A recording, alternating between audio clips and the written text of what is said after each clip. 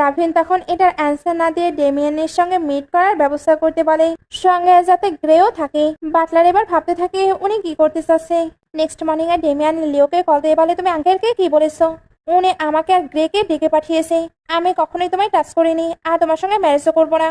লিও তো কিছু বলতে চাচ্ছিল, বাট ডেমিয়ান এর আগে কল কাট করে। লিও তখন লাস্ট নাইটের ম্যারেজের কথা ভেবে নিজেকে অনেক পাওয়ারফুল মনে করছিল।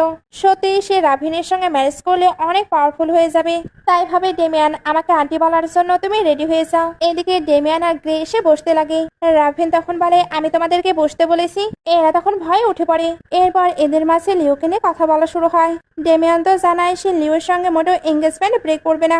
রাভিন তখন বলে, ওকে কোনো প্রবলেম নেই, আমি তোমাদের এঙ্গেজমেন্ট মেনে নেব। এরা এটা শুনে তো হ্যাপি হচ্ছিল।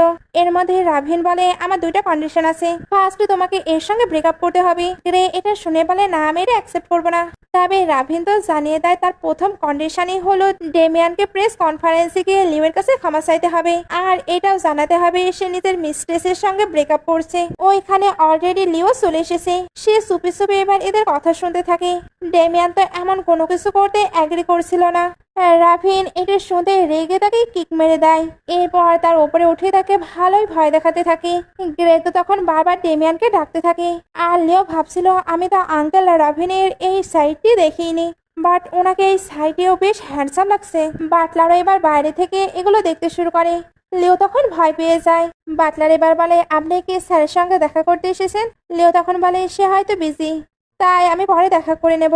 বাটলার এবার ডোরটি অফ করে চলে যায়। লিও তো এবার দেখতে পারছিল না, এর জন্য কান পেতে শোনার ট্রাই করছিল ভেতরে কি হচ্ছে। ভেতরে রাভিন এবার বলে, তুমি গ্রের সঙ্গে ম্যারেজ করতে পারো, তোমার শেয়ার আমি তোমায় দেবো। এরা এটা শুনে একটু হ্যাপি হচ্ছিল।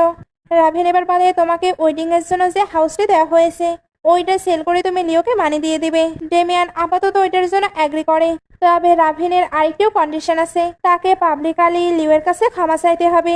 এদের এটা করতে তো প্রবলেম ছিল, বাট রাভিনের ভয়ে ওইটাতেও অ্যাগ্রি করে।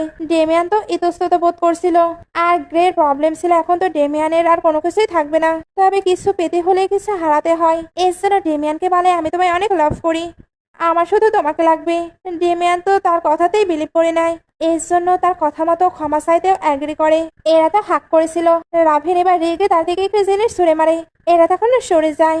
ডেমিয়ান এবার তাদেরকে এখান থেকে তাড়াতাড়ি বের হয়ে যেতে বলে। এরা তখন ভয় ভয় তাড়াতাড়ি করে পালায়। রাভিন এবার বসে, তখন আবারও কেউ আসছিল। রাভিন বলে ওঠে, আবার কি চাই? বাট এবার ছিল লিও। লিও এবার রাভিনের কাছে আসে। তারপর বলে, আঙ্কেল আপনার কি ওয়াইফ লাগবে? রাভিন বলে, এটার মানে কি? লিও তখন বলে, আমি আর আপনি কি পারফেক্ট ম্যাচ হতে পারি? রাভিন এটা শুনে তো কোনো রিয়াক্টই করে না।